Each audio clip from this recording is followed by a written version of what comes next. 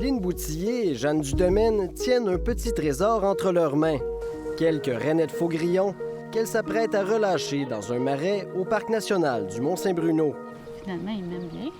Leur mission, faire en sorte que la petite grenouille, qui mesure à peine 2 à 3 cm, s'approprie ce territoire pour s'y établir de façon durable. L'objectif de faire ce projet-là, c'est d'abord tout de documenter, d'essayer de trouver la bonne recette pour éventuellement être capable de soutenir des populations naturelles qui seraient en difficulté. Autrefois abondante en Montérégie et en Outaouais, la rainette faux-grillon est désormais une espèce menacée. Le développement du territoire a entraîné la destruction de la vaste majorité des milieux humides où elle vivait. Elle a perdu une grande portion de son habitat, plus de 90 %. Et même dans les 15 à 20 dernières années, alors qu'elle était déjà désignée vulnérable, elle a perdu encore entre 20 et 25 % de l'habitat résiduel qu'elle avait au début des années 2000. C'est ce qui a poussé le ministère de l'Environnement à mettre sur pied un programme de rétablissement de la rainette faux-grillon en collaboration avec des chercheurs universitaires. Au printemps 2021, Lynn Boutillier et des collègues capturent des spécimens mâles et femelles dans leur habitat. Ils sont ensuite amenés au biodôme pour démarrer la reproduction en captivité. Dans ces petits terrariums, on a la population résidente de rainettes faux-grillons. Puisqu'elles se reproduisent plus difficilement en laboratoire qu'en nature, on leur injecte un cocktail d'hormones pour favoriser l'accouplement. On s'assure que les individus qui vont recevoir ce cocktail vont être plus à même de tout générer des œufs ou de se reproduire et d'avoir quelque chose qui fonctionne avec succès. Une partie des têtards qui vont naître vont poursuivre leur croissance au biodôme. D'autres sont envoyés directement au parc national du Mont-Saint-Bruno pour grandir dans ce qu'on appelle des mésocosmes, ce qui permet d'évaluer leur développement dans un autre environnement contrôlé. Un mésocosme, c'est un peu comme un bain pour nos rainettes. Donc, vous voyez ici, c'est un gros bac. On met 180 litres d'eau dedans. Puis, on met des têtards à l'intérieur. Puis, on va essayer de les élever de la meilleure façon qu'on peut trouver. Donc, on a trouvé que, par exemple, mettre des algues et des feuilles dans le fond, ça les aide à survivre. Ils vont souvent se cacher à l'intérieur. Les têtards vont demeurer dans ces bacs pendant 3 à 6 semaines, le temps de grandir un peu. On veut les relâcher sous forme de métamorphes, qu'on appelle. Donc, c'est des petites grenouilles qui vont venir juste de se transformer de têtards à grenouilles. Plus on les garde longtemps, plus ils ont de chances de survie jusqu'à l'âge adulte. Parce qu'en milieu naturel, il y a de la prédation. Là. Puis on va venir regarder à l'intérieur. On a placé des morceaux. Puis on les récupère. Donc, ils vont grimper sur ces petits morceaux-là. On va pouvoir les retrouver, les prendre, puis on les dépose dans des pots qui vont ressembler à ça. Les grenouillettes sont ensuite amenées dans l'un des 5 étangs spécialement aménagés pour les recevoir.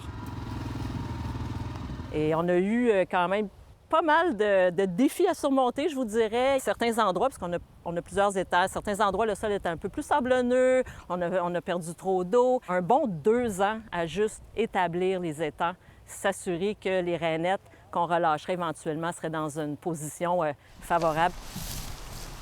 Pendant les 2 premières années du projet, plus de 1300 rainettes faux-grillons ont été relâchées. Ce sera environ 2000 cette année. Présentement, on est à le premier stade, c'est de mettre suffisamment d'individus pour établir une population nombreuse. Il semble y avoir des individus qui survivent à l'hiver et qui reviennent se reproduire, ce qui est une bonne nouvelle. Mais il est trop tôt pour crier victoire. Comme la rainette vit généralement 1 an ou 2 et que la population peut grandement varier d'une année à l'autre en raison des conditions climatiques, il faudra plus de recul pour se faire une idée. La mesure de succès, c'est une grande question. À combien d'années on peut mesurer le succès de l'introduction d'une population? Je pense que ça se mesure en décennies. Si la technique fonctionne, elle pourrait être utilisée ailleurs pour épauler les populations de rainettes en danger. C'est paradoxal, mais c'est nécessaire. Il faut absolument avoir un filet de sécurité. Puis l'élevage en captivité, c'est un filet de sécurité.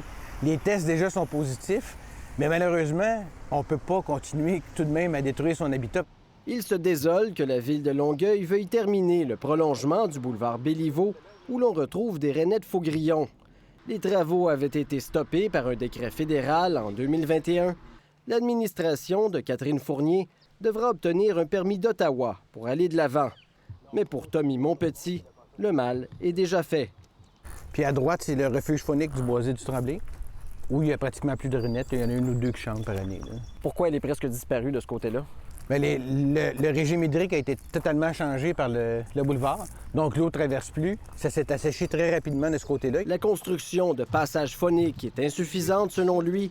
Il aimerait que le boulevard soit surélevé sur les 2/3 du prolongement pour rétablir l'habitat de la rainette qui a été coupé en deux. Mais l'option qu'on avait offerte à la ville, c'était de faire un mini-viaduc de quelques pieds de haut ou de quelques mètres de haut pour que le milieu humide revienne à son état originel. C'est difficile de concilier le développement avec la conservation. On a encore beaucoup d'efforts à faire pour améliorer la connectivité dans nos habitats. Selon elle, le péril auquel la rainette fait face doit provoquer une prise de conscience.